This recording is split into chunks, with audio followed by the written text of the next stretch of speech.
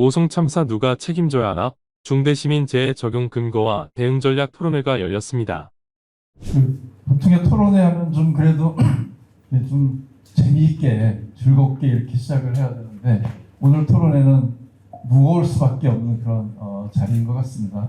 우리 지역에 우리 가까이 있던 이웃이 정말 아무런 국가의 최소한의 보호도 받지 못한 채로 정말 희생당하는 참담한 현실을 목도하면서 그리고 그 이후에 벌어지는 또 그 이후에 확인되는 이 행정의 부재라고 하는 이 상황을 우리가 어떻게 납득하고 또 이해해야 될지 그리고 그에 합당한 책임을 어떻게 물어야 될지라고 하는 건 이후에 이런 일이 재발 방지를 위해서도 굉장히 중요한 그런 시점이 아닌가 이렇게 생각이 듭니다.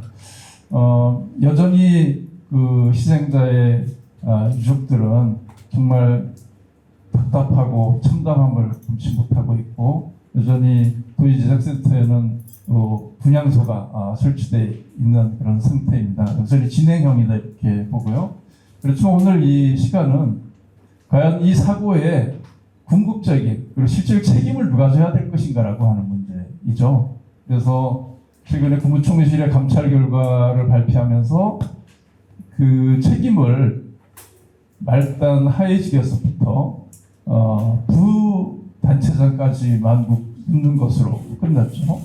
최근에 검찰 수사도 여전히 최종 책임자에 대한 이야기를 하지 않고 있습니다. 그러나 우리는 해야 되는 시점에 있다 이렇게 생각을 하고 오늘 그와 관련해서 정말 이 참담한 참사의 책임이 누구에게 있는가, 도지사에게 있는지, 시장에게 있는지, 행복청장에게 있는지, 더 올라가면 환경부 장관에게 있는 것인지, 누가 책임을 지어야 될 것인지에 대해서 명확하게 우리가 시시비비를 좀 가려보는 그런 장이 됐으면 좋겠다. 이런 마음으로 이 토론회가 준비가 됐습니다.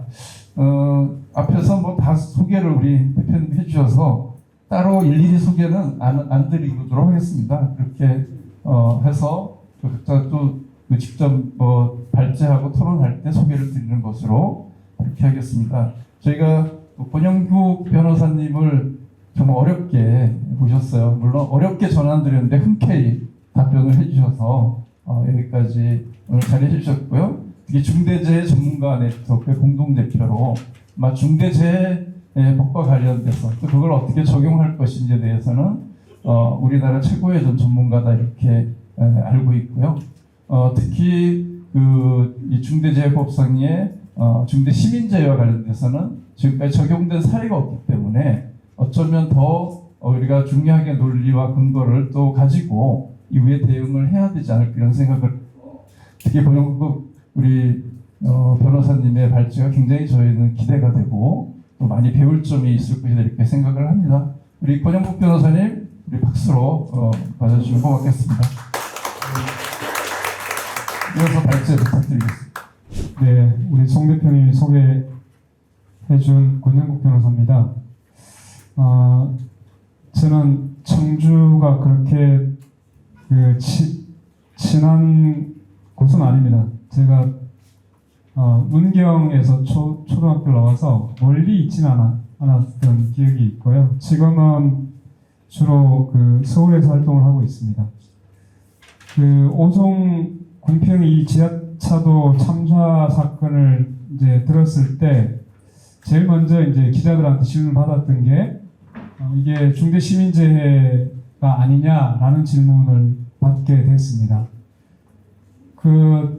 이제 이 사건이 이제 일어나기 전에 여러분들 아마 성남시에 있는 정자교 붕괴 사고를 알고 계시나요?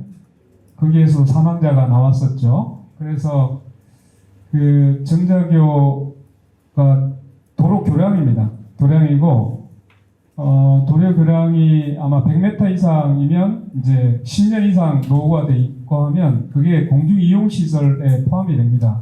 그래서 그 부분에 대해서도 당시에 이제 중대 시민재해가 아니냐라는 이제 질문을 받았었는데 지금 확인해 보니까 정자교 붕괴 사고도 중대시민재해를 가지고 여전히 수사 중에 있습니다. 그래서 이 군평 지하차도 참사가 1호 사건이 될지, 그게 먼저 1호 사건이 될지는 아직은 잘 모르는데, 그 사건은 되게 묻혀 있었어요. 잘 알려지지 않다가, 이제 군평 이 지하차도 참사가 나면서 그 사건에 대한 조명이 다시 시작되고 있는 것으로 보입니다. 오늘 이제 그 준비한 내용이 굉장히 내용이 많습니다. 토론을 이렇게 발제를 이렇게 많이 해버리면 여기 참여하신 분들이 너무 힘들어 하시잖아요. 그래서 결론 중심으로 얘기를 할 텐데, 사실 이제 이 중대재해처벌법이 작년 1월 27일부터 시행이 됐고요. 만들어진 건 그 한 해 전이었잖아요.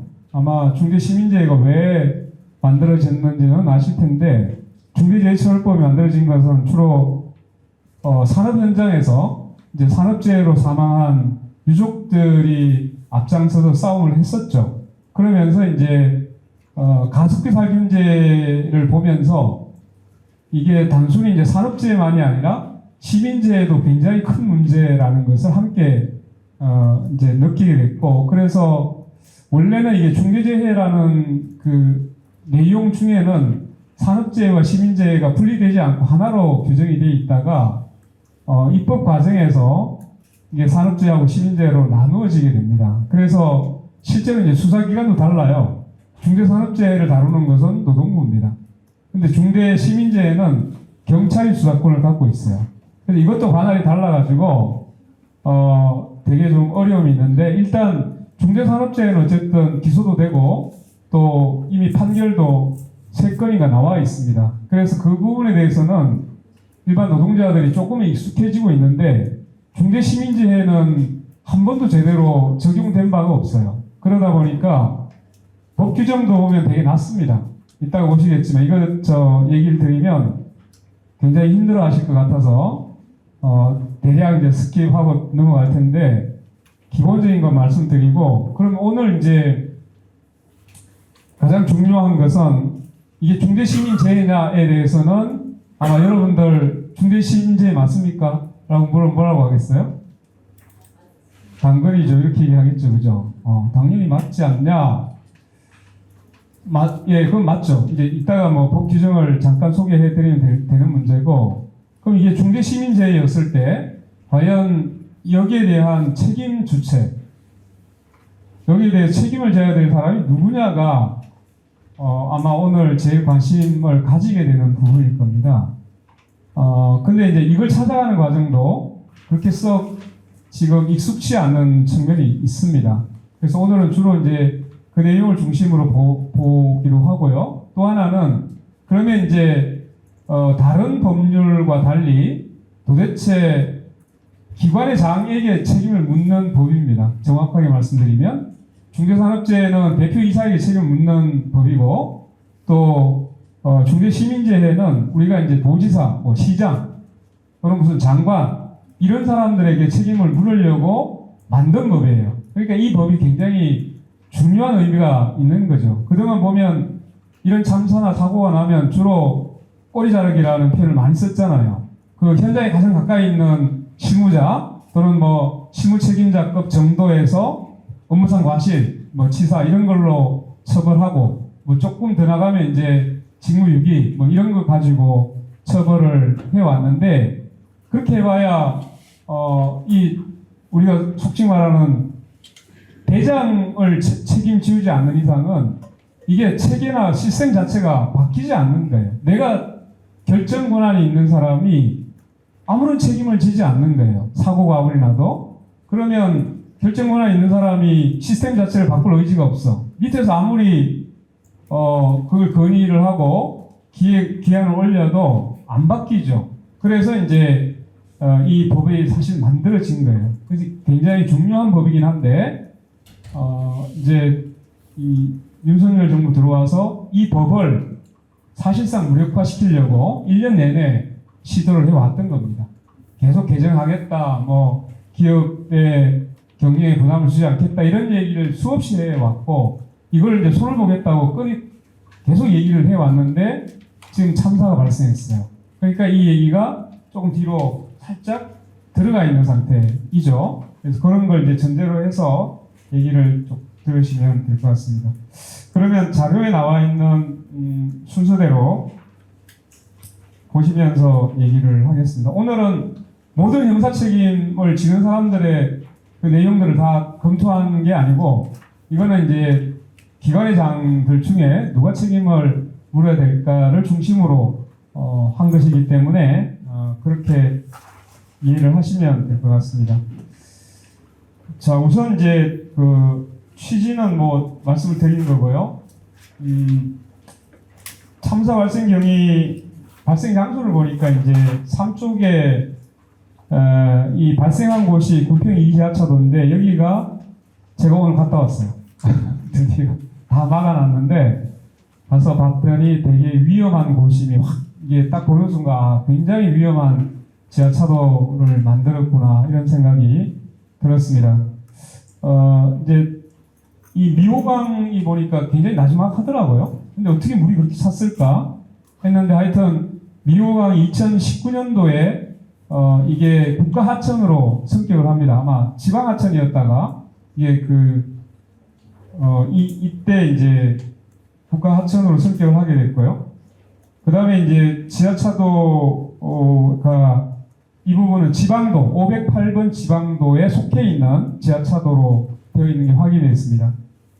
그리고 이제 이 근처에 보면 이 행복청이라고 하는 데서 그 미호천교 뭐 확장 공사를 하고 있는 것하고 연결이 돼 있었는데, 이 이제 하다 보니까 원래 있던 제방을 허물고 임시 제방을 쌓았던 것이 이제 문제가 된 거죠. 사실관계는 이제 5쪽에서 쭉 보시면 이걸 제가 설명하면 시간이 너무 갈 것 같아서, 다만 이제 이미 7월 13일부터 엄청난 비가 오기 시작했고, 7월 14일 날 호우경보 청주 지역에, 그리고 7월 15일 날부터 이제 그 미호천교 지점에 홍수주의보 발령했다가 오전에 이제 홍수경보로 바뀌죠. 그리고 7월 15일 날 그 강수량이 굉장히 많이 내렸더라고요. 다 합쳐서 뭐 372mm가 이렇게 왔는데, 그래서 청주시에는 재난안전대책본부를 구성하고 비상 3단계를 이미 발령을 했더라고요. 자료를 찾아보니까. 그래서 이제 청주시가 도대체 뭘 했지 이런 이제 의문이 드는 거죠. 이 정도 비상 발령을 해놨으면 뭔가를 했어야 될 것 같은데, 여하튼 이제 그런 게 있고, 그리고 이제 여기서 보면 홍수통제소에서 계속 연락을 취해주기도 했고 뭐 쭉 나오죠. 그리고 그 6페이지까지 가보시면 신고가 111 신고가 2번, 그리고 119 신고가 1번 이렇게 있었습니다. 그래서 이 두 가지 신고를 고려해 볼 때 지금 이제 소방하고 경찰이 사실은 책임에서 상당히 무거운 책임이 있습니다. 실제로는. 그래서 그런 문제들은 이따가 이제 조금 보론으로 말씀을 드리도록 하겠습니다. 근데 이 임시제방이 이미 원유가 시작된 게 7시 50분, 그리고 분기가 시작된 게 8시 9분. 그 사이에 이제 물이 쭉 빨려 들어오면서 결국은 8시 40분에 완전히 침수가 되었다는 것으로 확인이 됐습니다. 끝까지 하시고 넘어가겠습니다. 자, 그러면 7쪽에 보시면 이 군평 2 지하차도 침수 참사가 중대시민재해인가? 이 문제에 대해서 보셔야 되는 것 중에 제가 볼 때 이 이제 참사가 왜 발생했느냐 두 가지잖아요. 하나는 제방으로 물이 범람을 했어요. 그죠? 제방이 무너지면서 완전히 이제 강물이 쏟아져 들어왔고, 이게 하나가 있고, 두 번째는 강물이 쏟아져 들어왔다 하더라도 이미 여러 신고도 있었고 홍수 경보가 있었잖아요. 그럼 미리 이제 그 차도가 너무 깊기 때문에 여기 못 다니게 막았으면 되잖아요. 그죠? 그러면 이런 이제 참사가 발생하지 않았을 건데, 그럼 결과적으로 크게 보면 두 가지 원인이 겹친 거예요. 하나는 제방을 제대로 관리를 못했다. 이게 하나의 원인. 두 번째는 지하차도 그 사이에 막았으면 되지. 안 했잖아요. 이 두 가지가 중첩돼서 발생한 참사다. 이렇게 말씀을 드릴 수 있습니다. 자, 그러면 이제 중대재해처벌법상의 중대시민재해를 어떻게 정의하고 있느냐가 7종에 나와 있습니다. 뭐 다른 거 다 빼고 공중이용시설의 그 설계, 설치, 관리상의 결함을 원인으로 인해서 발생하는 재해입니다. 자, 여기서 보면 관리상의 결함을 원인으로 한 거예요. 그리고 사망자 1명 이상이 발생하면 여기 해당됩니다. 그럼 결국 문제는 지금 제방이 공중이용시설인가, 그 다음에 지하차도가 공중이용시설에 해당되는가, 이거잖아요. 근데 그거는 제가 여기서 일일이 설명을 하면 너무 길어지니까 7쪽하고 8쪽에 보시면 중대재해처벌법에 공중이용시설에 대한 정의가 쫙 나와요. 시행령까지 쭉 내려가 보면 국가하천의 제방, 이것은 공중이용시설이 맞습니다. 그리고 또 그 연장 길이를 말합니다. 100m구나. 100m 이상의 지하차도입니다. 저기가 궁평 이 지하차도 길이가 430m입니다. 그러니까 당연히 여기에 포함이 되죠. 그러니까 지금 현재 그 제방이든 지하차도든 다 공중이용시설이 맞다. 그럼 이제 공중이용시설의 관리상의 결함으로 인해서 이 참사가 발생했으면 중대시민재해가 되겠죠. 맞죠? 그죠? 네. 그래서 그 부분을 이제 찾아가 보도록 하겠습니다. 그래서 그쪽에 보시면 당연히 이제 공중이용시설의 관리상의 결함을 원인으로 해서 사람이 한 명 이상 사망을 했기 때문에 이제 결국 관리상의 결함이 있느냐 없느냐가 문제가 되겠죠. 근데 결함이 있어요, 없어요? 있어요. 제방이 무너졌잖아요. 제대로 안 쌓았잖아요. 결함이죠. 관리상의 결함 제대로 안 했어요. 또 하나는 지하차도를 관리를 안 했어. 맞죠? 그러니까 이게 이제 그래서 중대시민재해에 해당되는 것은 다툼의 여지가 사실 없습니다. 이 부분은. 다만 이제 그러면 바로 넘어가 볼게요. 자, 이 크게 보면 이제 두 가지 부분인데 여기에서 그럼 책임지는 자는 누구이냐? 이따가 말씀드리겠지만 여기 표현은 이제 경영 책임자에게 책임을 묻는 건데 기관인 경우에는 기관의 장을 경영 책임자라고 합니다. 정의가 그렇게 돼 있어요. 그래서 이제 지금 중앙행정기관의 장 환경부 장관이냐, 충북도지사냐, 청주시장이냐, 행복청장이냐 뭐 이런 것들을 가려봐야 되는 문제가 생기고 있습니다. 참사 원인별로 중대재해처벌법상의 책임 주체를 하나씩 찾아가 보겠습니다. 이번 참사의 하나 제일 큰 원인은 미호강 제방에 대한 전체적인 관리 문제가 있습니다. 맞죠? 네. 누가 했었냐? 그 다음에 이제 좀 더 좁히면 제방 전체가 있고 이 공사는 하라고 그 제방을 일부를 허물고 임시 제방을 쌓았잖아요. 그럼 임시 제방에 대한 관리상의 책임은 또 누구에게 있냐? 이게 제방에 대한 관리 책임이 두 개로 나눠진 거예요. 이 전체적인 전반적인 관리 책임이 하나 있을 거고 임시 제방에 대한 관리 책임이 있어요. 이 두 가지가 하나에 포함되어 있다. 그 다음에 이제 두 번째 원인은 물이 넘쳐서 올 때까지 시간이 충분히 있었어요. 그죠? 신고도. 그래서 이 지하차도에 대한 관리 책임은 누가 이게 있었냐? 요거를 이제 찾아가는 과정이라고 보시면 될 것 같습니다. 자, 10쪽에 보시면, 그래서 이제 그 제방이, 미호강 제방에 대한 전반적인 관리 및 임시 제방의 설치 관리상의 결함에 대한 책임 문제가 따르는데요.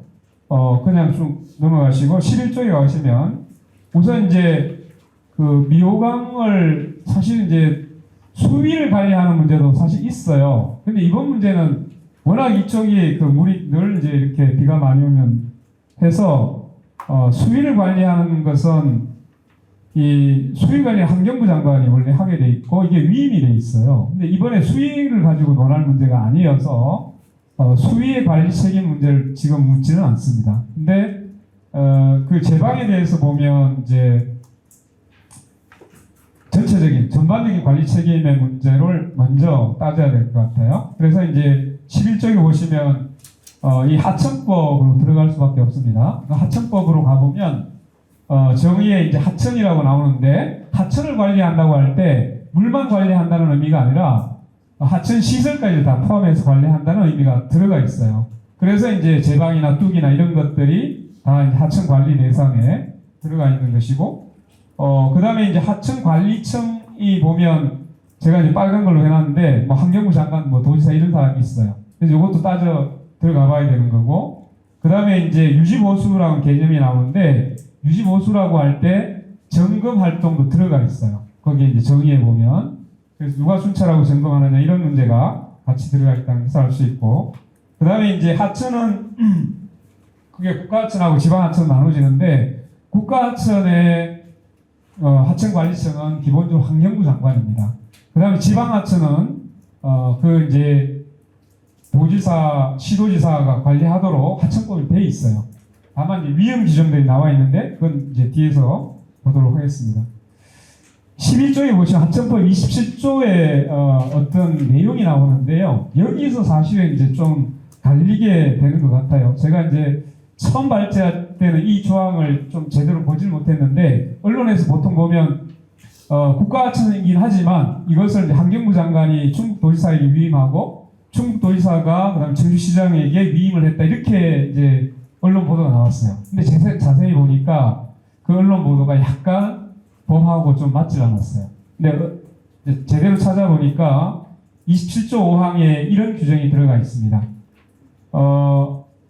기본적으로 국가하천의 하천관리청은 아까 환경부 장관이라고 했잖아요. 그죠? 그런데 27조 5항에 하천공사와 하천의 유지보수는 이 법에 특별한 규정이 있는 경우를 제외하고는 하천관리청이 시행한다. 여기까지 보면 환경부 장관이에요. 국가하천은. 그런데 다만이 딱 들어가 있어요.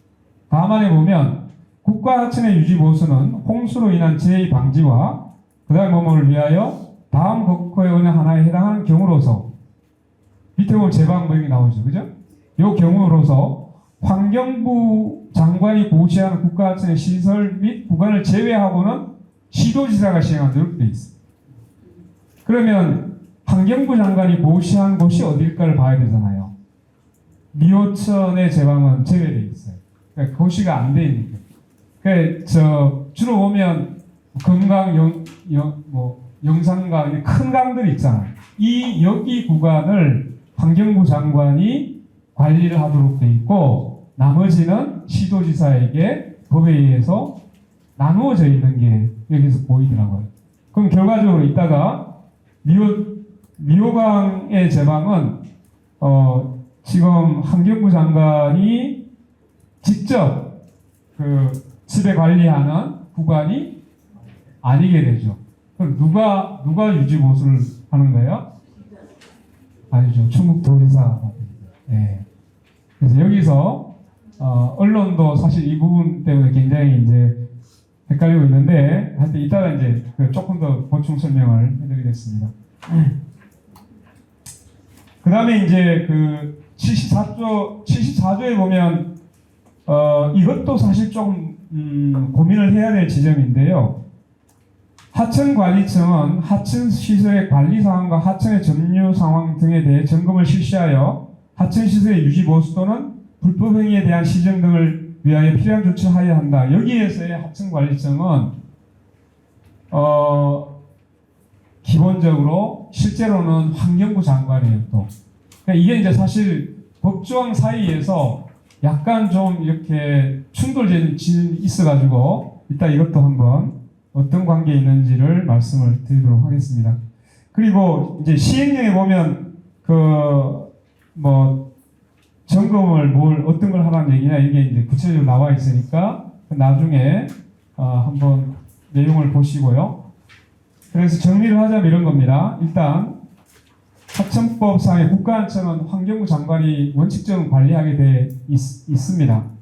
그런데 이 그 하천의 유지 보수와 관련해서 이 제방 같은 경우에 이제 국가하천임에 불구하고 환경부 장관이 보시하고 있는 시설이나 구간을 제외하면 충북도지사가 유지 보수를 하도록 되어 있습니다. 그러니까 지금 일대 미호강의 전반적인 제방은 누가 관리한다? 충북도지사가 관리하는 것으로 법에서는 규정을 하고 있더라. 이런 이제 근데 모르겠어요. 충북도지사가 다시 어떤 위임에 의해서 청주시장하고 뭔가 있는지는 그것은 조사를 해야 될 지점입니다. 네.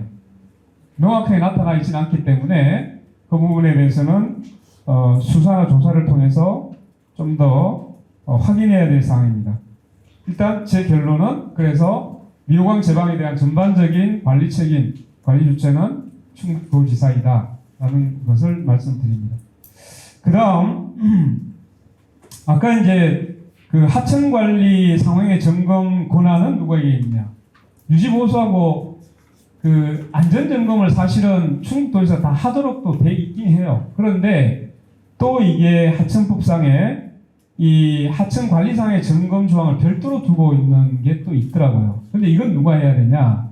이 부분이 원래는 국가하천이면 환경부 장관이 하도록 되어 있는데 이 부분이 시행령으로 내려가 보면 금강유역환경청장에게 위임하도록 또 되어 있어요. 그래서 유지보수가 충북도지사의 책임이라면 이 하천 관리상의 점검에 대해서는 금강유역환경청장도 자유롭지 않을 수도 있다는 게 이 조항에 또 나타나 있어요. 그리고 중복적으로 지금 점검을 하도록 규정이 또 있어서 이 부분도 사실은 조사를 해야 될 사항이다 라는 말씀을 일단 드립니다. 그 다음에 이제 그 의무 내용을 한번 보겠습니다. 14쪽 넘어가시고 15쪽으로 가보시면 일단 하천법상의 그 실제 이제 하천의 유지 보수에 대한 기준은 환경부령으로 정하는데요. 거기 이제 15쪽에 하천의 유지 보수 및 안전 점검에 관한 규칙 해가지고 이걸 이제 시행 규칙으로 내려놓은 거죠. 거기에 보면 이제 뭐 하천관리청의 도지사 이 빨간 줄 쳐져 있잖아요. 이런 계획을 수립해서 환경부 장관에게 보고해야 한다라고 되어 있는데 16쪽에 보시면 여기서부터 그러면 하천관리청인 뭐 충북도지사나 이런 사람들이 뭘 해야 되냐? 하천의 순찰 일상적인 관리를 해라.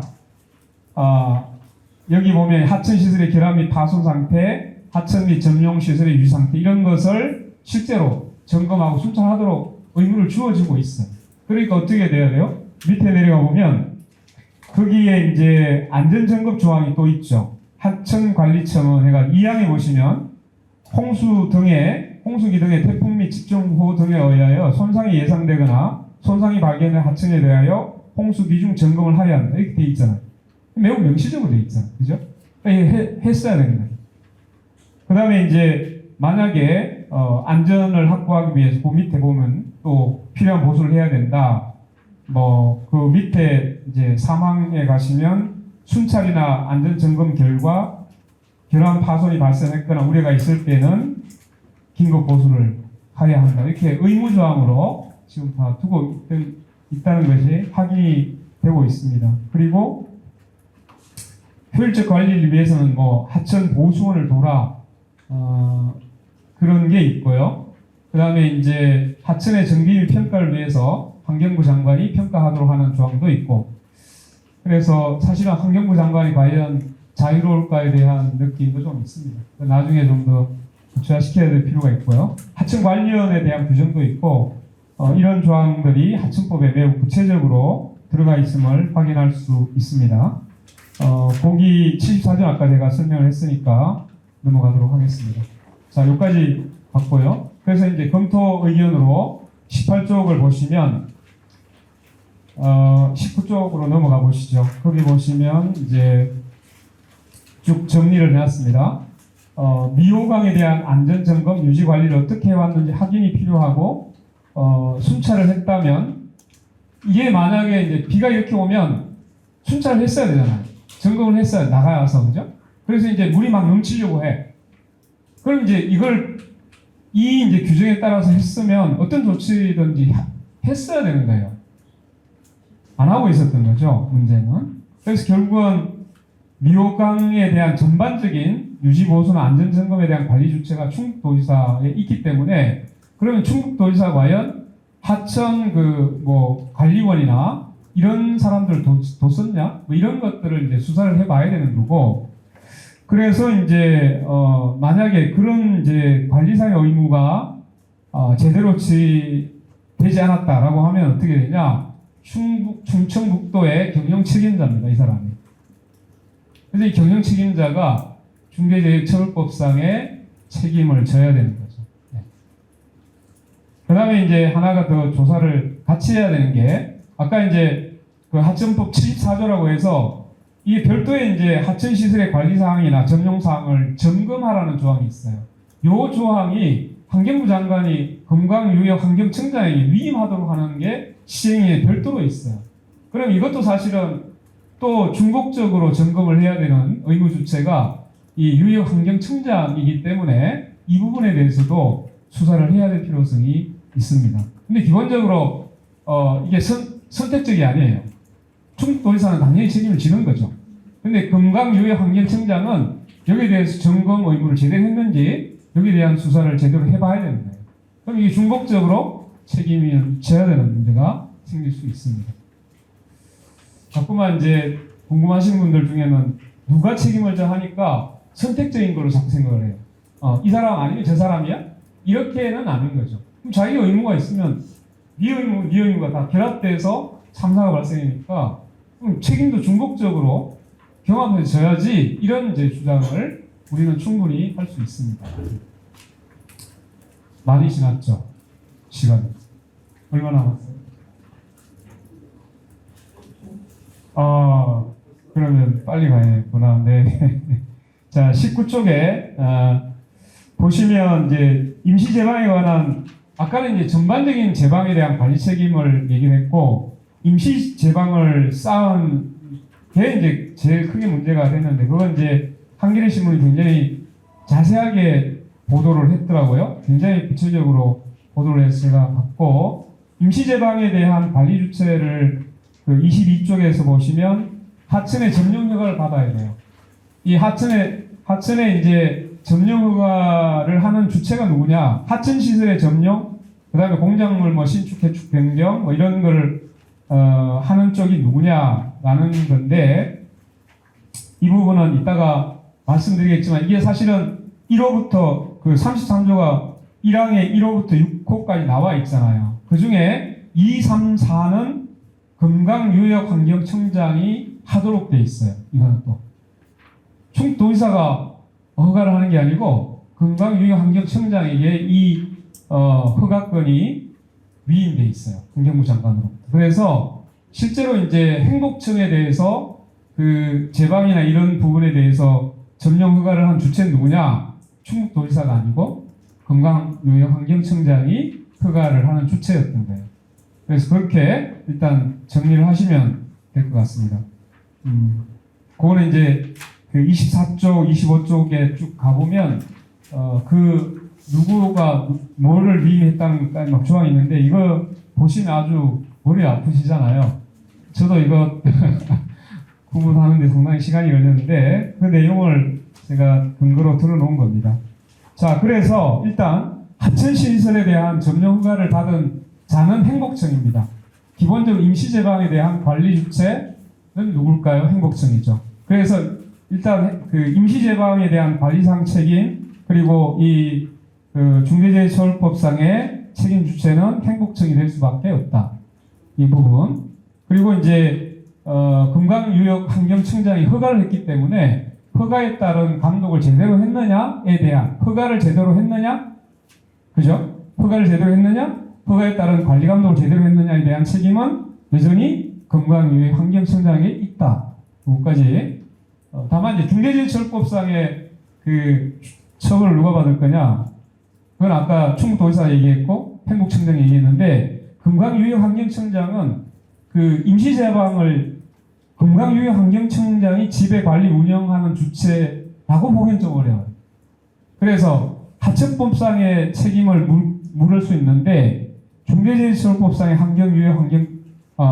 환경청장에게 물을 수 있을까는 조금 의문이에요. 네. 요거는 조금 수사를 더 해봐야 되는 사항입니다. 자, 마지막으로, 그러면 이제 앞서는 제방입니다. 이 범람했잖아요. 그럼 지하차도 통제 누가 안 했지? 이 문제가 생기죠. 이거는 좀 쉽게 얘기하면 됩니다. 도로관리청이 누구냐 이거예요. 궁평 이 지하차도의 도로관리청이 누구예요? 508번 지방도의 관리청이에요. 누굴까요? 네.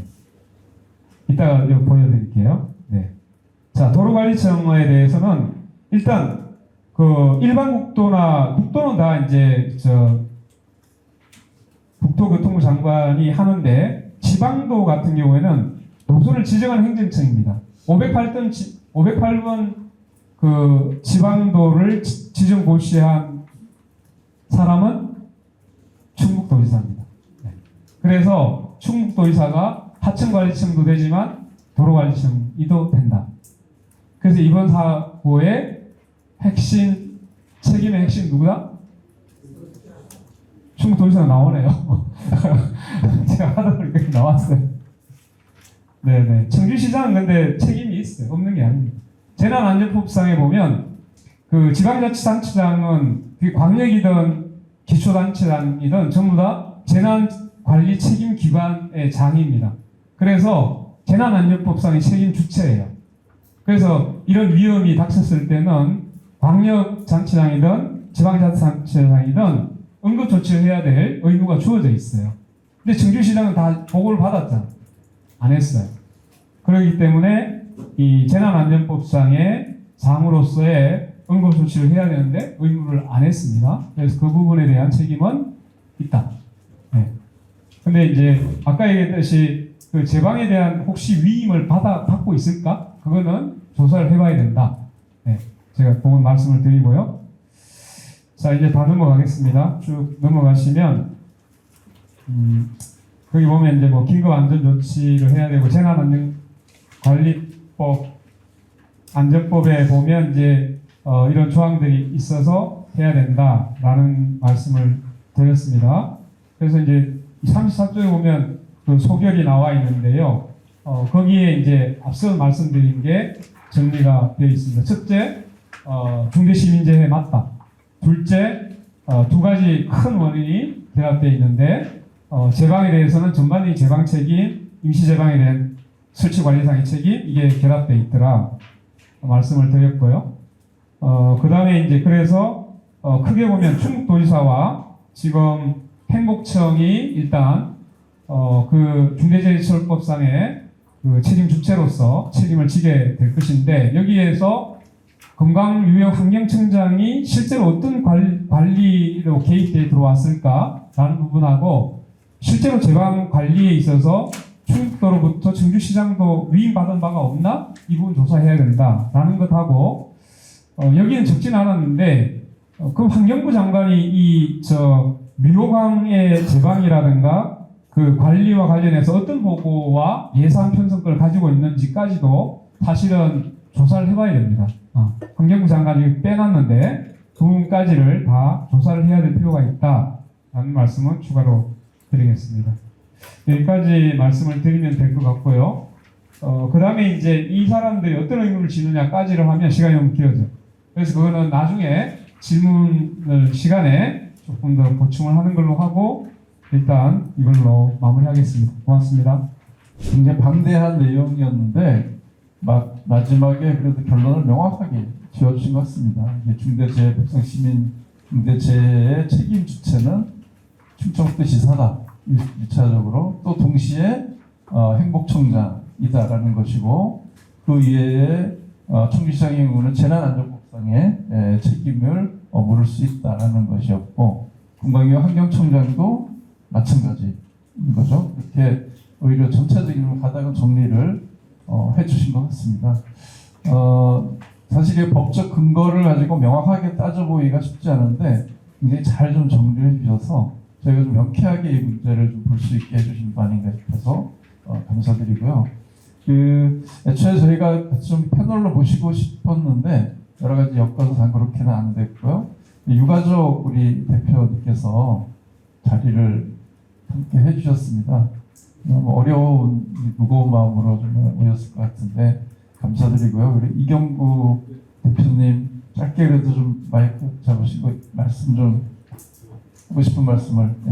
네, 안녕하세요. 유족 대표 이경구라고 합니다. 일단 너무 심심한 애로를 표현해 주셔서 너무 감사드리고 일단 저희 유족들은 아직도 솔직히 이 충격에서 벗어나지 못한 상황입니다. 갑자기 14분이 그 짧은 시간에 다 돌아가셔서 어떻게 좀 수습을 해야 될지도 지금 좀 경황이 좀 없어진 상태입니다. 근데 저희가 할 수 있는 것들은 계속해서 지금 교수님 말씀하신 것처럼 도지사, 시장, 그다음에 행복청장 쪽 관련된 부분만 저희가 고발을 좀 진행을 했고, 좀 아직도 해결되지 아니 좀 알고 싶은 것들이 너무 많은데 뭐 진정서를 넣고 뭐 이렇게 하는데도 좀 명쾌하게 저희들한테 답변을 해주신 분도 없으신 것 같습니다. 근데 제일 좀 궁금한 거는 똑같이 다 돌아가셨지만 좀 버스가 왜 그렇게 갈 수밖에 없었는지에 대한 해명이 좀 너무 부족하세요. 버스에 대한 그 노선에 대한 관리는 청주시에 있다고 저는 판단이 드는데 버스 시청에서의 버스 정책과는 그렇게 오해를 했을 경우는 정신 노선이 되기 때문에 그쪽에서는 실질적으로 본인들이 지시를 하지 않았다라고 말씀을 하세요. 제가 그 담당자를 만나봤을 때. 근데 어느 누구도 버스 동일운수라는 회사랑 그다음에 버스 기사 쪽에서 뭐 오고하는 내용들은 저희가 아무것도 알 수가 없고 그런 부분들이 좀 더 한번 발췌돼서 좀 다뤄지지 않을까 좀 그렇게 생각이 들어서 한번 교수님께서 어떻게 생각하시는지 한번 이거는 조금 이따 토론 시간에 같이 한번 고민을 해보시기로 하시죠. 저는 이 부분까지는 저 생각해 보지 못해서 이따가 한번 생각을 했다가 그러면 이어서 토론자 우리 네 분 모셨는데요. 제가 보니까 박진희 의원님은 별도 PPT 자료를 이렇게 준비를 해주셨는데 그래서 그건 제일 뒤로 순서를 죄송하지만 하고 앞에 세 분이 먼저 토론을 하고 보고 같이 진행하는 것으로 이렇게 했으면 합니다. 먼저 특히 초기부터 또 이 참사에 대응을 해왔었고 지금도 역할을 하고 있는데 우리 충북참여연대 이선영 사무처장부터 먼저 발제에 대한 토론 듣도록 하겠습니다. 네, 안녕하세요. 방금 소개받은 충북참여연대 사무처장 이선영입니다.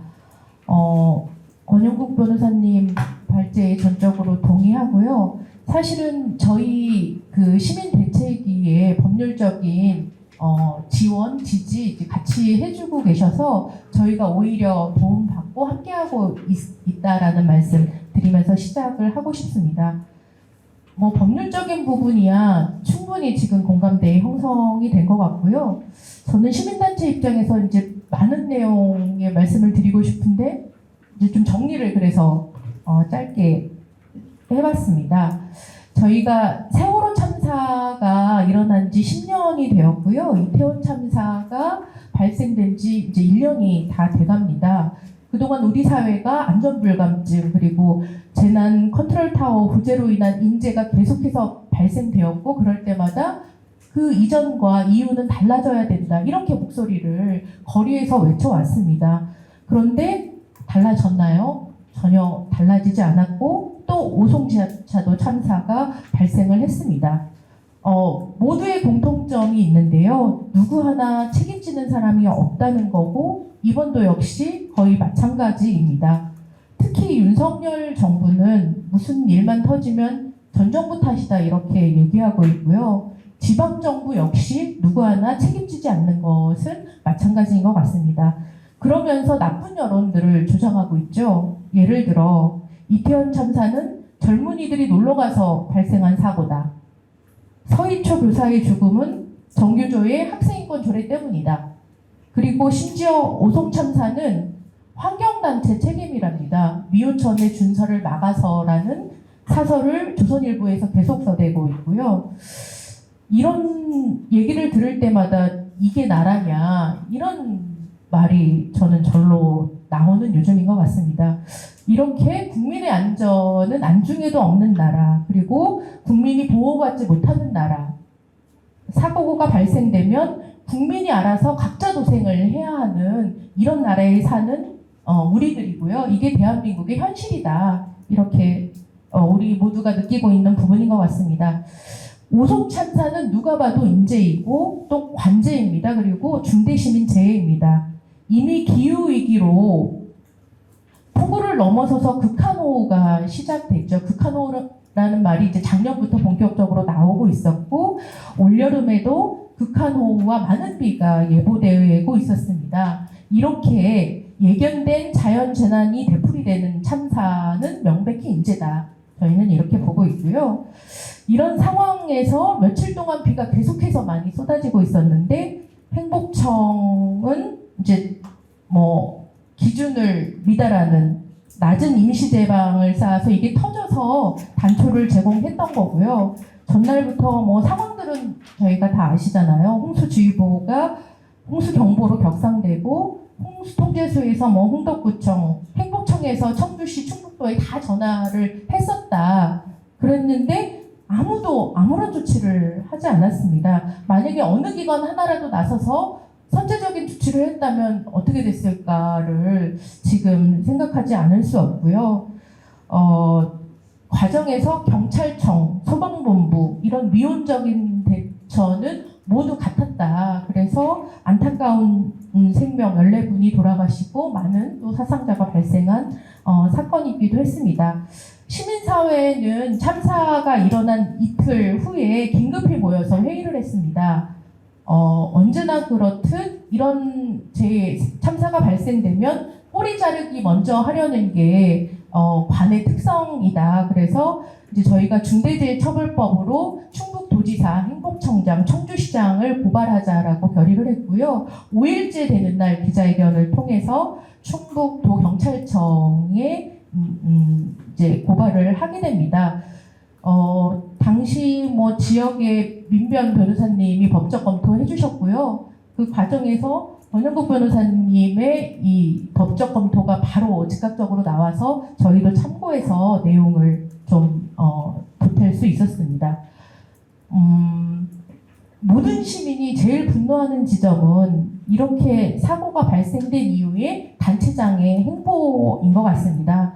사건 발생 이후 이제 과정들이 다 도지사, 시장 공개가 되고 있잖아요. 이 말도 안 되는 행보들 그리고 책임지지 않으려는 뭐 사과조차 제대로 되지 않고 있고요. 분향소 문제 말할 것도 없고 정말 짠 듯이 무책임으로 일관하고 있습니다.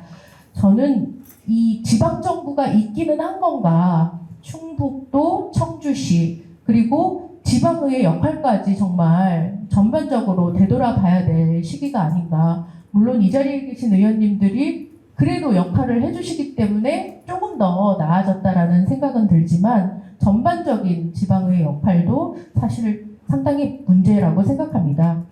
국조실의 감사 결과도 이제 저희는 다 알고 있습니다. 그러나 단체장의 중대재해 처벌과 관련해서는 일체 함구를 했습니다. 그래서 오늘 유가족 대표님 오셨지만 유가족분들이 긴급히 이거 이대로는 안 되겠다라고 판단해서 바로 중대재해 처벌을 촉구하는 고발을 지난주에 이제 진행을 하셨고요.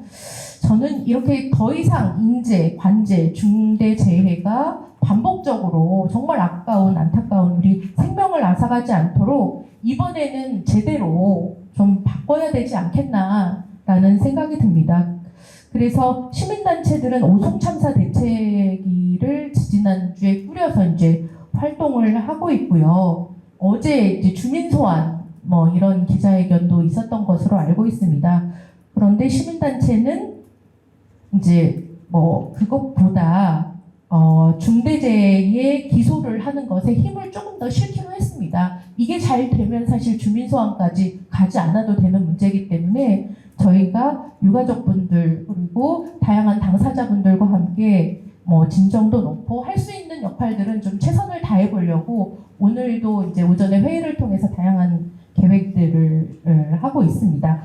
한 가지 더 붙이고 싶은 말씀이 있습니다. 참사 당일 그 오송참사 현장에서 이제 14분이 돌아가시고 10분의 부상자가 발생을 했는데요. 남이면 석탄리에서도 산사태로 한 분이 돌아가셨습니다. 누구 하나 이분 역시 책임지지 않고 뭐 자치단체로부터 연락도 받지 못했는데 시민단체가 중대재해 그 고발하는 기자회견을 보시고 부산에서 저희에게 연락을 주셨어요. 그래서 저희가 이제 그분과 연락을 닿고 뭐 박한희 의원님, 의원님들이 도움도 주시고 해서 이제 그 사건도 관심을 기울이고 있는데요. 여기도 인재기 때문에 진상조사 반드시 필요하고 우리가 관심 가져야 될 사안이라고 생각합니다. 마지막으로 한 가지는 이제 참사 현장에서 이제 생존하신 분들이 있잖아요. 생존자로 불리기도 하고 부상자로 불리기도 하고 탈출자로 불리기도 하는 분들이 계십니다. 근데 정의가 정확치 않고 이분들이 누가 누군지도 모릅니다. 자치단체에서는 정보를 주지 않기 때문에 알 수도 없고 아름아름 모여서 이제 피해자의 권리 찾기를 하자 이렇게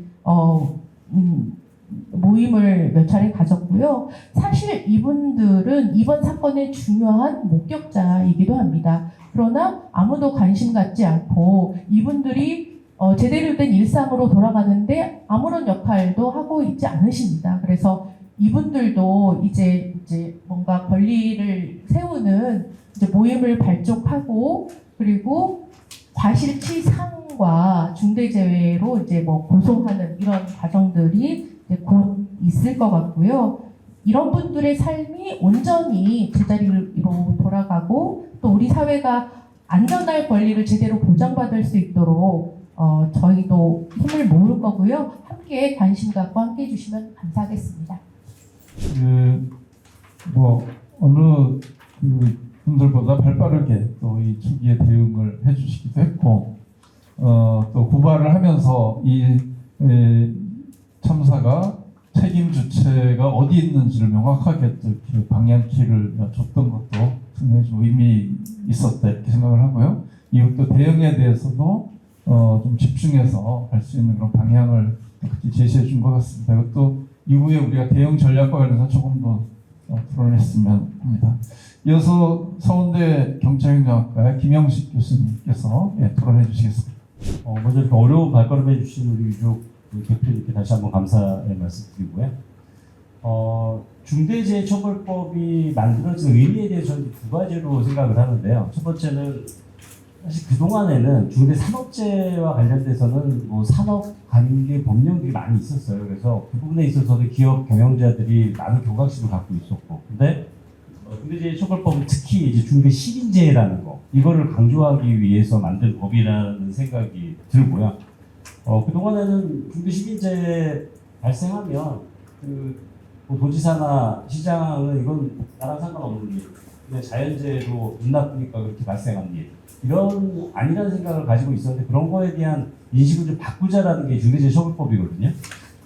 그리고 두 번째는 중대재해처벌법 시행되기 이전에는요, 이런 재난이 발생했을 때 하위직 공무원, 실무자, 담당자 위주의 처벌이 이루어졌어요. 그 사람들의 어떤 직무유기라든지 아니면 업무상 과실이라든지 아니면 뇌물과 관련 문제라든지 그러면 이제 그 사람들에 대한 처벌이 이루어지고, 사실 고위직 책임자들, 권한이 있는 사람들에 대해서는 처벌이 이루어지지 않았거든요. 이거를 좀 바꿔보자라는 게 중대재해처벌법이라는 생각이 들고요. 물론 뭐 시행된 지 1년 남짓밖에 안 됐기 때문에 우리 국민들 전체의 인식을 많이 바꾸지 못했다고 생각합니다. 그리고 특히 이번 사태를 통해서 정말 도지사, 시장이라는 분들이 중대재해처벌법의 취지를 제대로 이해를 못하고 있구나. 그렇지 않다면 만약에 제대로 이 법에 대해서 위화감을 느끼고 내가 정말 집중호우가 내렸을 때는 내가 이런 법으로 처벌받을 수 있다라고 하면 어떻게 감히 3단계 비상사태에서 서울로 만찬을 참석하러 갈 수가 있겠나라는 상식적으로 이해가 안 가더라고요. 전혀 자기들하고 상관이 없다라는 그런 아니라는 생각을 아직도 가지고 있다라는 게 이번 참사의 가장 큰 원인이라는 생각이 들고요. 이제 사실 도지사, 시장 본인들의 치적은 투자 유치 많이 하고 산업단지 개발해서 일자리 늘리고 하는 것들 되게 중요하죠. 근데 그게 전부는 아니거든요. 정말 중요한 건 우리 청주 시민 그리고 충북 국민들이 안전하게 살 수 있는 거 만들어주는 게 우리 지방 수장들의 역할이거든요. 근데 그 역할은 그동안 우리가 너무 방기한 게 아닌가. 너무 경제적인 거에만 관심을 가지고 그런 거 보여주기 정책에만 우리가 관심을 가졌던 게 아닌가. 정말 기본적으로 해야 될 안전관리, 안전보건 의무에 대해서는 본인들도 관심이 없었고요. 그리고 또 우리 시민들도 그거에 대해서는 관심이 없었어요. 근데 이제는 그런 부분들을 우리가 요구해야 될 시기라는 생각이 들었습니다. 지금 뭐 고발이 되어 있고 수사가 이루어질 겁니다만 오래 걸릴 겁니다. 유족 대표님 되시지만 마음은 조급하시겠지만 굉장히 오래 걸릴 거고요. 그리고 용두사미로 그칠 수도 있습니다. 그냥 지금 국조실에서 발표한 것처럼 일부 하위직 분들만 처벌받는 형태로 끝날 가능성이 더 높다라고 봐요. 왜냐하면 법은 만들어졌지만 이 법을 집행하는 이런 형사사법기관들의 인식은 바뀌지 않았어요.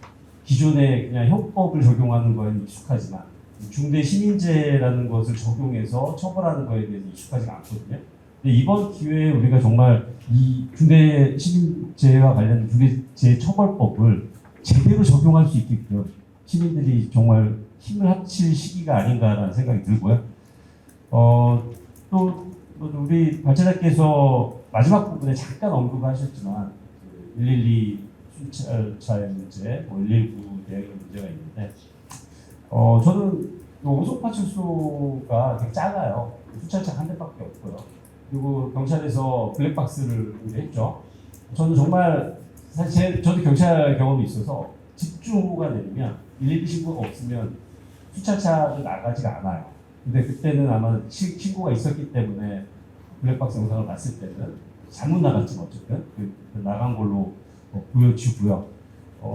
근데 이런 최하위에 있는 순찰 요원들에게만 책임을 지우는 것도 잘못이라고 보거든요.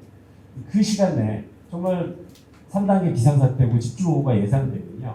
경찰에서는 서장이든 충북청장이든 해야 될 거 지시를 해줘야 돼요. 사전 대비, 대응에 대한 공문도 내려보내야 되고 또 상황시에서 무전으로 각 관할구역에서의 위험 요소에 대해서 한번 순찰을 돌게 하고 하는 그런 지시사항들이 과연 있었나.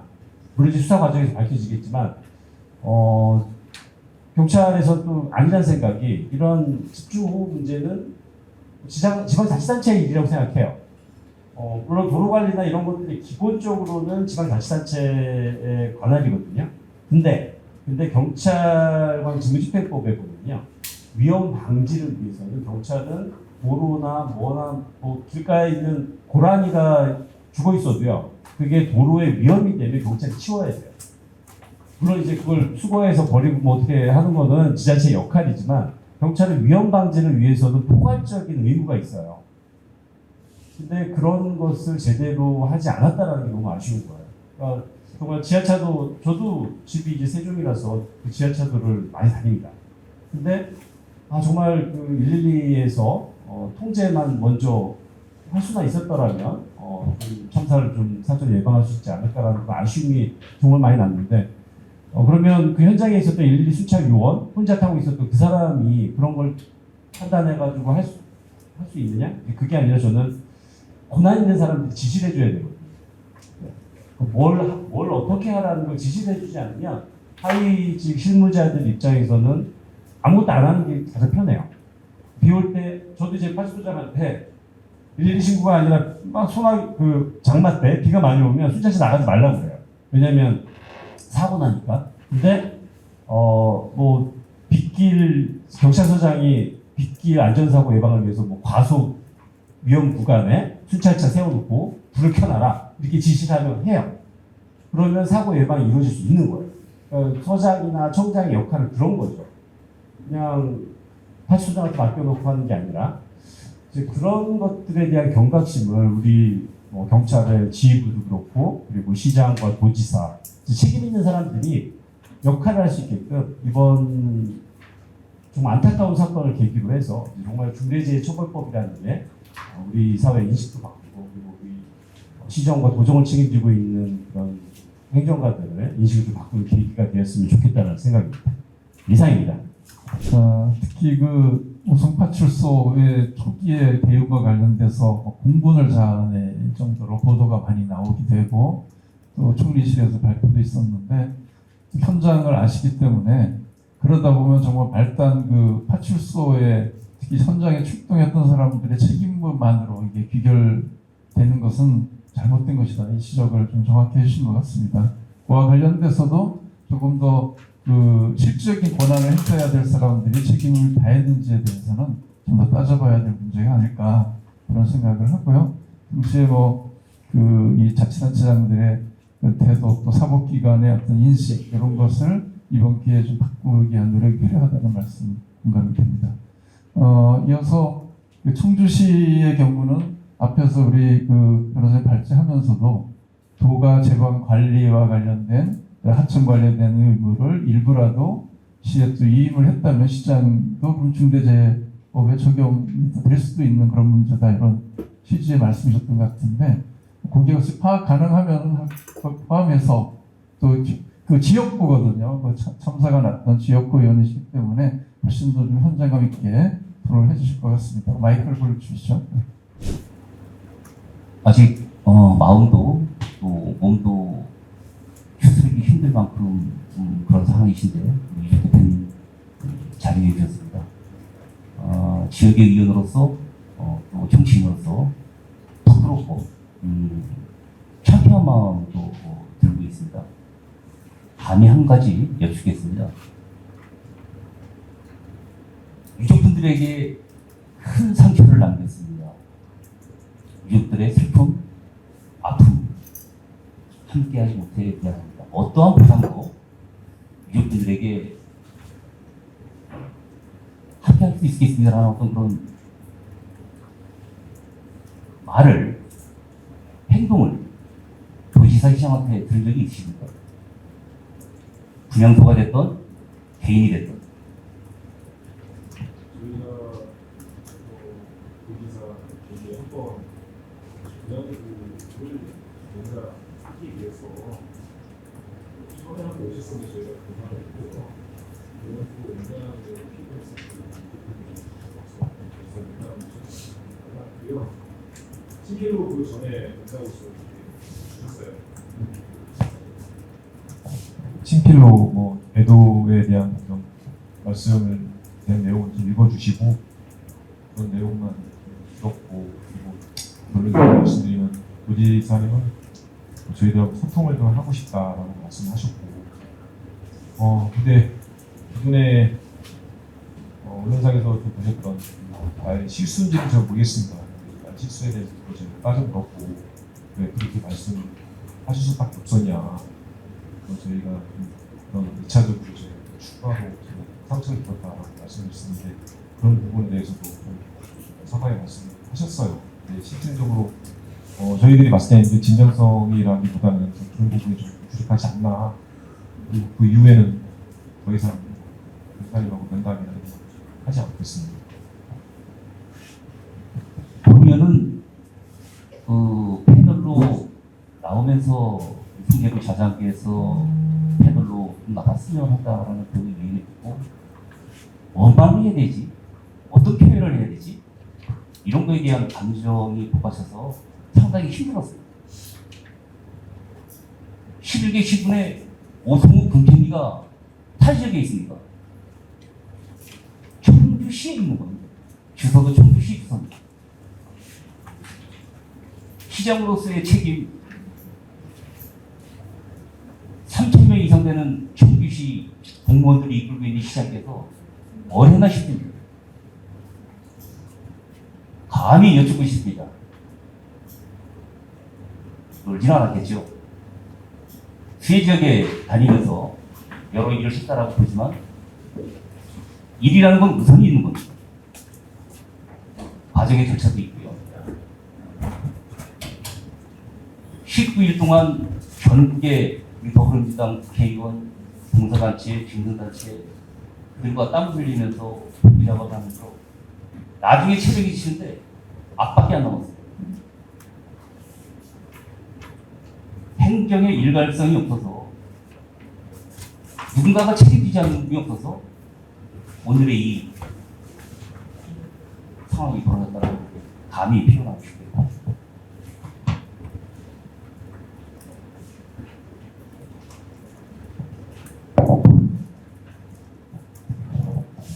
조금 전에 우리 유족 대표님께서 질문 아닌 질문을 주셨습니다. 청주시 포구통제도로 우회, 불평 지하도 버스 우회하라고 했을 때 그 시간 8시 49분 8시 3분에 소방대원이 119 상황실에 제방등이 무너진다, 범람하고 있다 라고 하는 게 8시 3분입니다. 현장에 가나 있는 소방관들이 청주시에 3번, 흥덕구청에 7번 전화를 합니다. 누구도 받지 않았습니다. 이 한 가지를 볼 때 전혀 컨트롤 타워 역할을 하지 못했다, 이렇게 평가하고 싶고요. 그러면 8시 3분, 8시 49분, 8시 45분 오송읍 파출소, 흥덕구청, 연사무소, 읍사무소 상황에 따라서 빠르게는 10분, 15분이면 충분히 움직여서 막을 수 있는 상황이었습니다. 이 부분에 대해서 이 본위원이 분노하는 부분입니다. 20분, 30분 안에 뭔가 행동적으로 움직여서 누군가 컨트롤 타워 역할을 해줬다면 이런 큰 아픔이 없을 거라고 생각을 하고요.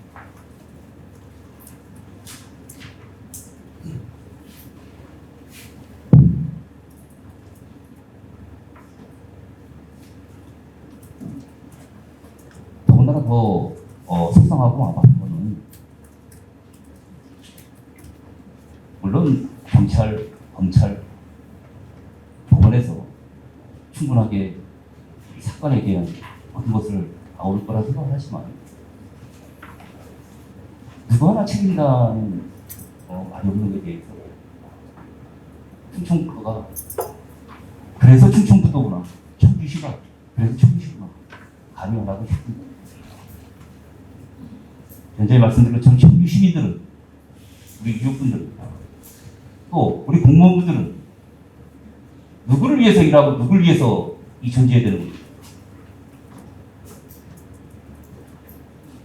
참 부끄럽습니다. 그 말 한마디, 그 행동 하나를 못해서 뒤에서 숨어서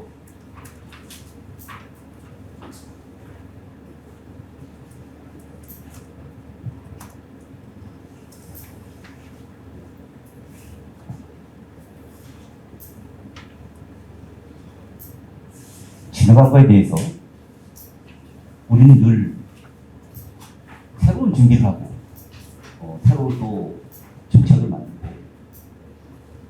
이런 거에 대해서 다시 뭔가를 또 해오려고 열심히 노력하고 있지만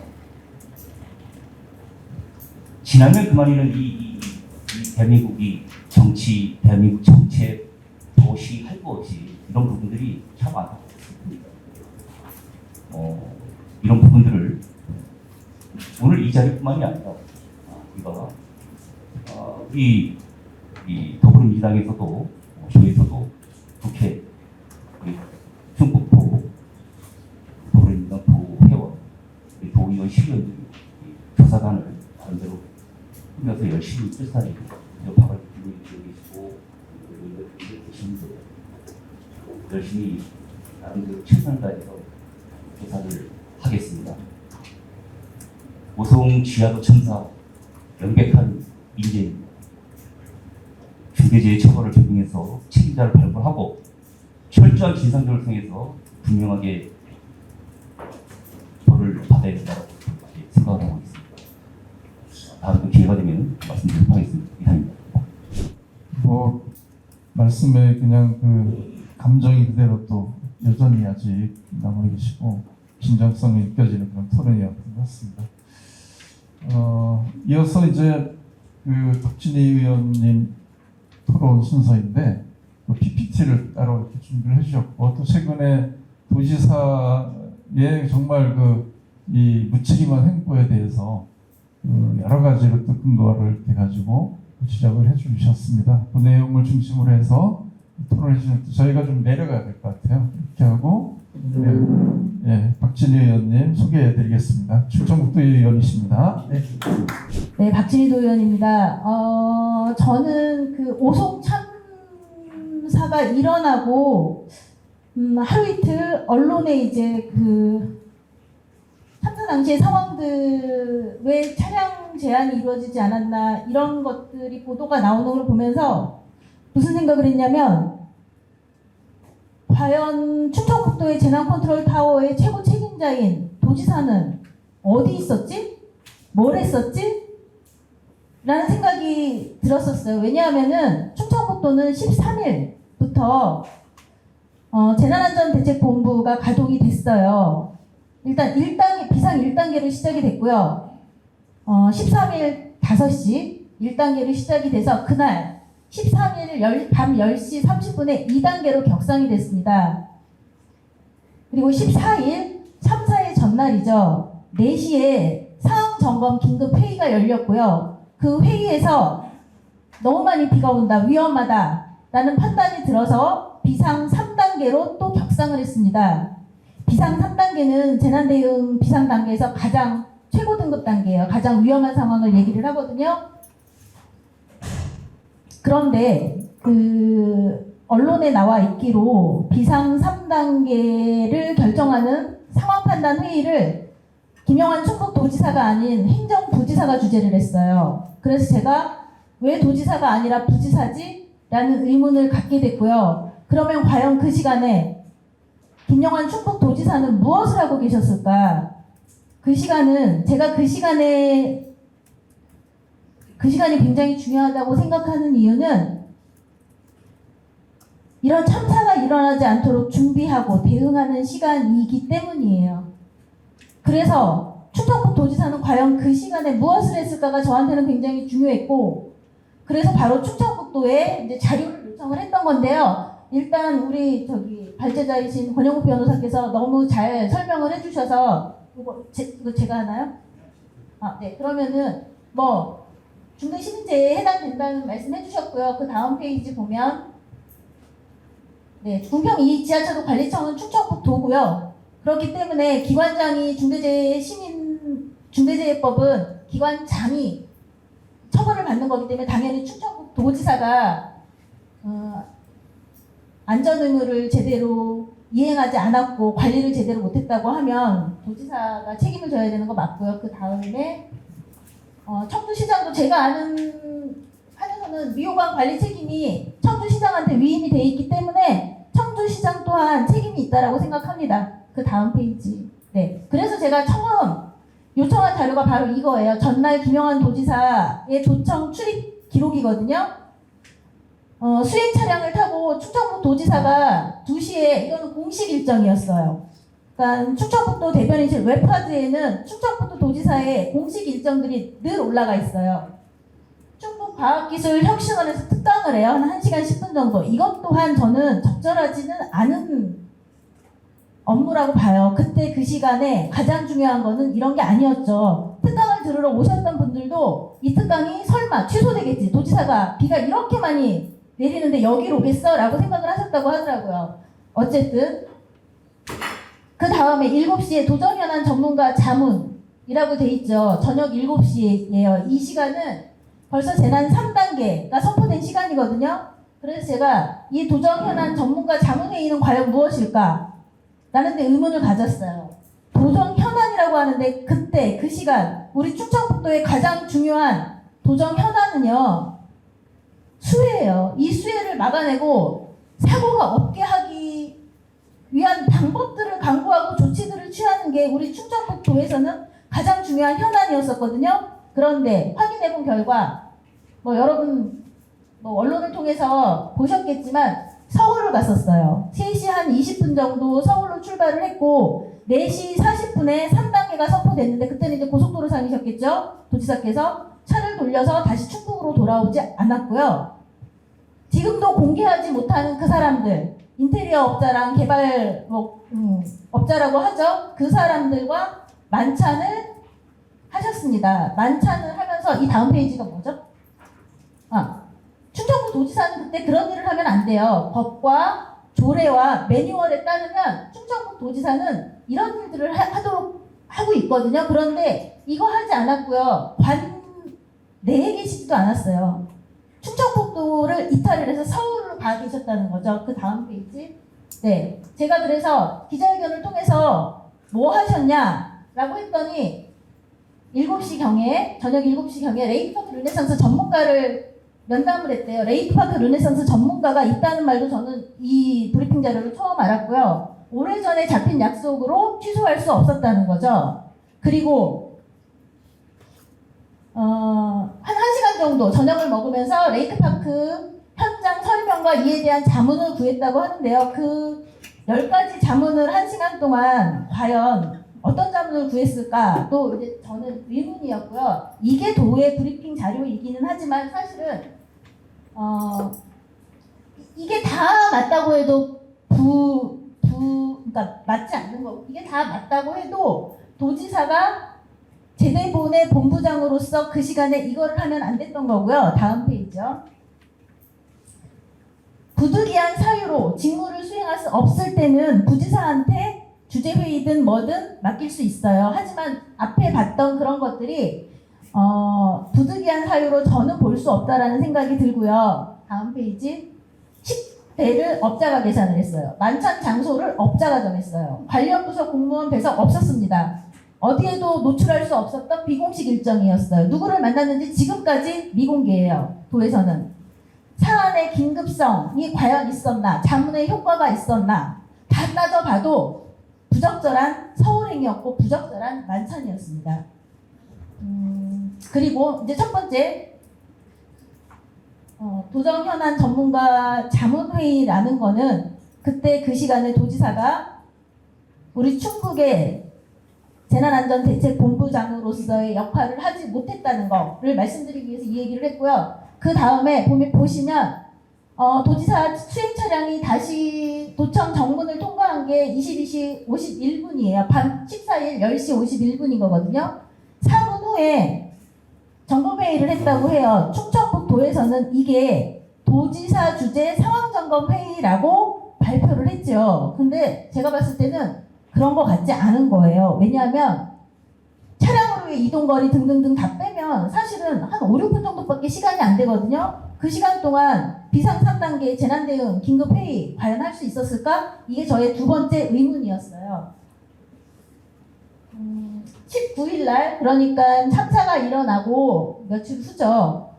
도지사 뭐 했냐라고 언론도 그렇고 시민단체도 그렇고 다 따지니까 도에서 브리핑 자료를 하나 내요. 그러면서 7월 14일 금요일 10시 55분 도지사 주재로 집중호우 재난상황 점검 회의를 했다. 재난상황실에서 이렇게 발표를 합니다. 그런데 제가 그때 있었던 직원들한테 확인해 본 바로는 도지사가 오시기는 했지만 도지사 주재 회의는 아니었던 것 같다라는 증언들이 많았어요. 아이스크림 사가지고 위문 오셨다. 그리고 상황 보고 간단하게 받으셨다. 그럼에도 불구하고 도지사 주재 긴급 회의 시점을 14일 밤 11시로 발표를 합니다. 이렇게. 여러분, 도청이 왜 도지사 주재 긴급 회의 시점을 최초의 긴급 점검 회의를 14일 날 밤으로 이렇게 발표를 했을까를 잘 생각해 보셔야 돼요. 이게 중대재해처벌법과도 저는 굉장히 관련이 깊다라고 생각합니다. 혹시 무엇인가를 은폐하기 위해서, 책임을 회피하기 위해서 그런 것은 아닐까라는 의혹이 드는 대목이에요. 14일 도지사 관련 일정에 제가 이제 기자회견을 하니까 그거 도지사 주재 회의 맞다. 저는 도지사 주재 회의 아니었던 거 아니냐라는 의문을 제기했고요. 기자회견에서. 도에서는 7월 31일 날 제가 기자회견을 하고 한 몇 시간 후에 이런 자료를 내요. 6, 7분 정도 짧게 주재하기는 했지만 점검회의 맞다. 끝까지 방심하지 말고 이렇게 하라는 말씀을 하셨다라고 해요. 그런데요. 그러면서 이제 증거로 내놓은 게 3분짜리 회의 녹음 파일이에요. 그 3분짜리 회의 녹음 파일을 제가 텍스트로 변환을 해보면요. 예보가 어느 정도 있습니까? 비가 어느 정도 옵니까? 아주 간단한 질문들을 도지사가 하죠. 사실은 도에서는 만찬을 하면서도 계속 상황 보고를 받았다라고 하지만 이 질문 내용들을 보면 과연 도지사가 그런 상황 파악들을 제대로 하고는 계셨을까라는 의문도 들어요. 어쨌든 총 180자거든요. 충청북도에서 말하는 도지사 주재 긴급회의에 도지사 발언은 총 180자예요. 이런 간단한 질문들을 하고 마지막에 뭐 아까 전에 그 내용이에요. 오늘 밤에 별일 없도록 도민들이 안전할 수 있도록 최대한 노력해 주세요. 라는 지시를 했다는 거죠. 여러분들께서는 과연 저게 도지사 주재 긴급회의로 보이시는지 제가 여러분께 도민들께 여쭤보고 싶어요. 그런데 도지사 주재 긴급회의가 아니었을 가능성이 훨씬 더 높은 정황들이 보여요. 대변인실 웹하드에 이게 그 회의거든요. 3분 정도 했다는 제목이 상황 점검 및 근무자 격려라고 돼 있어요. 같이 참석하셨던 공무원들께서 저한테 그렇게 증언하셨다고 그랬잖아. 아이스크림 사갖고 오셔서 격려해 주시고 의문하셨다. 그리고 상황 보고 받으셨다. 그래서 저는 사실은 이거가 아니었을까. 이거 이상도 이하도 아니었다. 라는 이제 의혹을 제기를 했던 거고요. 다음 페이지 보면 이 외에도 대변인실 웹하드에 등록되어 있는 보도 자료를 보면 긴급회의는 15일 참사 당일 새벽 6시에 처음 나왔다고 보도자료에 일관적으로 다 나와 있습니다. 그 전에는 그냥 철저한 대응 지시, 잠깐 방문, 마찬가지예요. 그런데 이게 공통적으로 도지사 주재 긴급회의 시점이 14일 밤 11시가 아닌 이렇게 15일 6시 시점이라고 다 이미 공표가 돼 있는데 다음 페이지 주세요. 이게 충북 제대본에서는 수시로 상황을 발표를 해요. 그러니까 저도 도의원이기 때문에 저희 건설환경소방위원회가 또 여기 상임위원이 회예요. 그래서 이제 계속 이제 공유가 됐는데 15일 날 참사 전이죠. 09시 현재 6시 30분에 새벽 6시 30분에 주재회의를 했다라고 나와 있어요. 제가 받아본 자료는 이게 최초의 도지사 주재회의예요. 그런데 이게 15일 오후 4시 참사 이후죠. 사고가 벌써 일어난 다음인데 거기에는 14일 금요일 밤 11시 그러니까 23시 갑자기 추가가 돼요. 뭐냐면 최초의 도지사 주재 회의는 그들이 발표한 자료에도 15일 새벽 6시 30분이었는데 참사가 일어난 다음에 이게 전날 밤 11시로 기록이 갑자기 추가가 됐다는 거예요. 왜 이런 일이 벌어졌을까를 우리는 끝까지 알아내야 된다고 생각합니다. 다음 페이지. 네. 더군다나 이건 제가 가장 처음 확보한 자료예요. 이 자료를 가지고 있다가 공개하지 않고 저는 기자회견을 했어요. 보면 7월 14일 날 호우대처 상황 긴급점검회의, 그 도지사 주재회의라는 거죠. 그거의 결과 보고서예요. 이런 결과 보고서는 보통 만들지 않아요. 왜냐면 도지사가 주재회의를 하건 부지사가 주재회의를 하건 지시사항들, 해야 될 일들을 바로 공문을 만들어서 각 시군 담당 부서에 전파를 하거든요. 공문으로. 이렇게 뒤늦게, 그것도 18일입니다. 잘 안 보이시겠지만 이 문서를 만들어서 결재를 한 게 18일이에요. 참사가 일어나고 며칠이나 지난 다음에 과연 누구한테 보이려고 이런 보고서 만들었을까요? 그러니까 저는 제가 이 보고서를 먼저 왜냐면 우리 이렇게 했습니다. 참사 전에 이렇게 열심히 했습니다. 라는 거를 저한테 이 자료를 가장 먼저 가지고 왔기 때문에 제가 이 자료를 들고 그 다음에는 이제 역추적을 해갔던 거죠.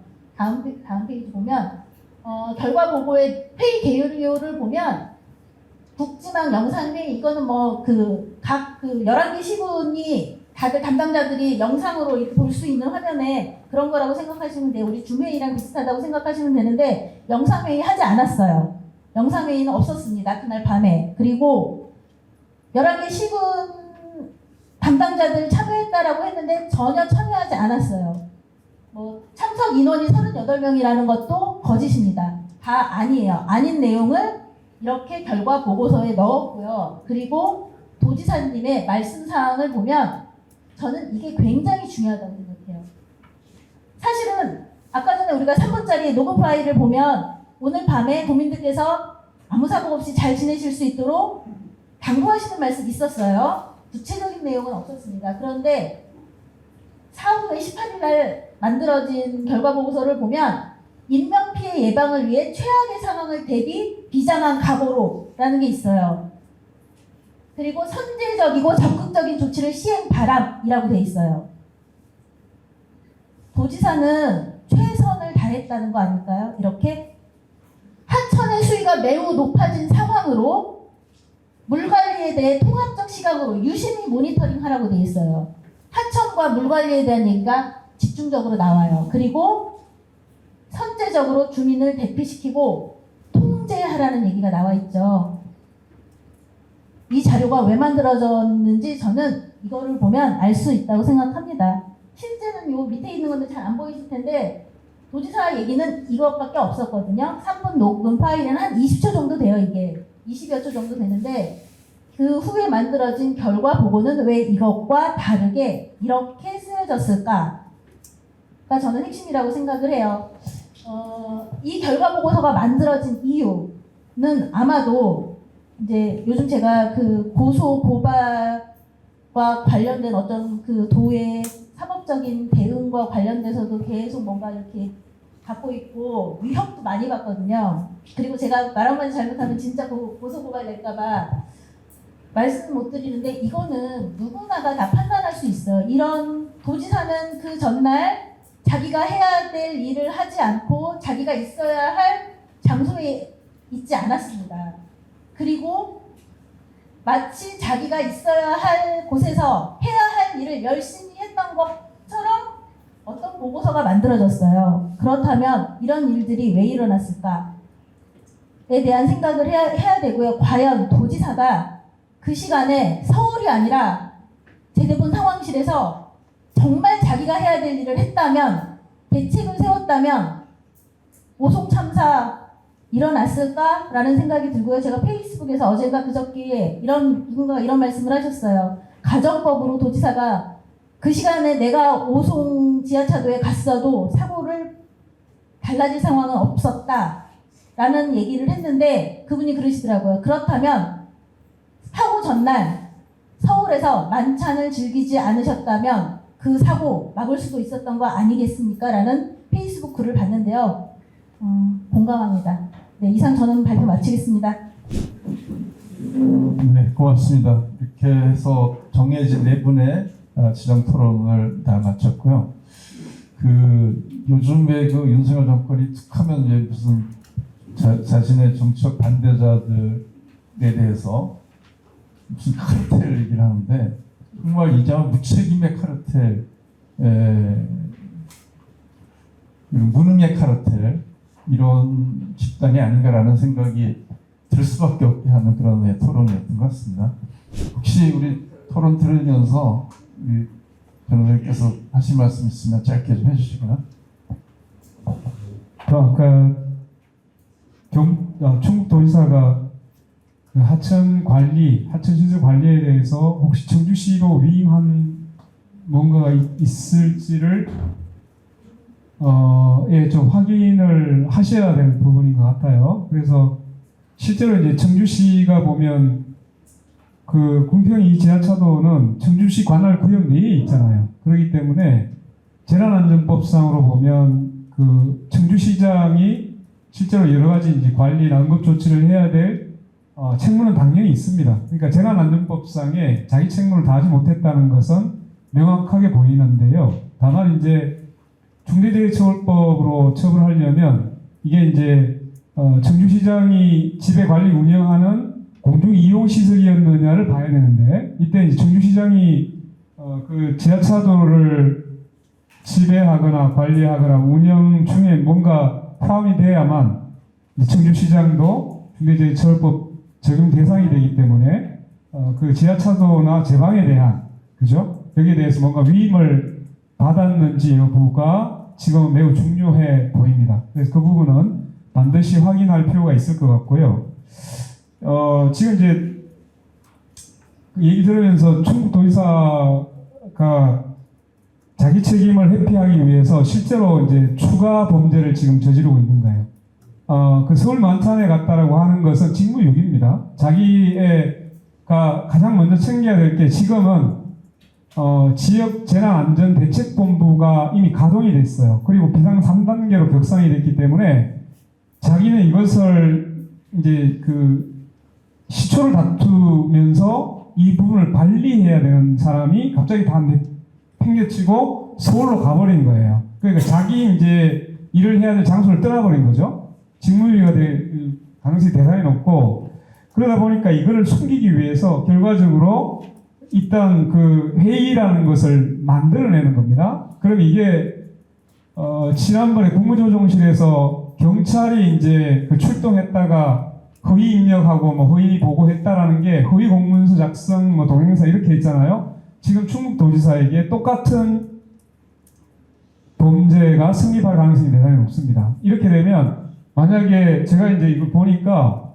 이건 사후적으로 내용을 가공을 했구나라는 생각이 확 드는데, 만약 이게 확인이 되면은 허위 공문서 작성 및 동행사죄의 주범이 되겠죠. 자기가 지시를 해서 만들어서 가능성이 높기 때문에 그 부분이 좀 들었고요.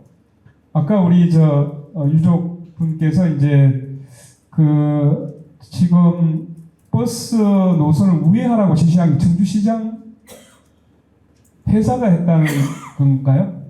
모른다고요? 그래서 그 부분은 만약에 이제 우회를 하라고 지시했다고 하면은 그 부분은 그게 이제 뭐 고의성이나 이런 것들보다는 잘 모르고 그냥 그죠? 그 상황을 제대로 이제 파악하지 않은 상태에서 우회하라고 했기 때문에 그것은 뭐 그게 아니더라도 사실은 업무상 과실 문제는 계속 지금 다 걸려 있습니다. 근데 조금 더 그 중요한 업무상 과실 문제가 발생할 거라고는 보여지는데 그 부분을 좀 사실관계를 조금 더 확인을 해봐야 될 필요가 있을 것 같습니다. 네. 그 저희는 한 요 정도면 그 객석에 불러 토론까지를 마칠 수 있을 것 같았는데 역시 토론을 하다 보면 이렇게 시간이 좀 길어지는 것 같습니다. 소셜미디어 태희입니다.